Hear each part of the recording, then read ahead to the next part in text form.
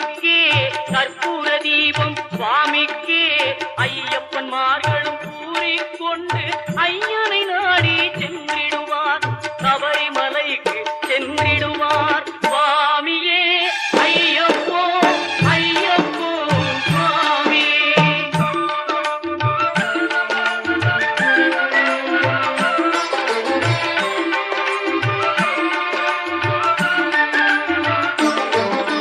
கார்த்திகை மாதம் மாலை அணிந்து நேர்த்தியாகவே விரதம் இருந்து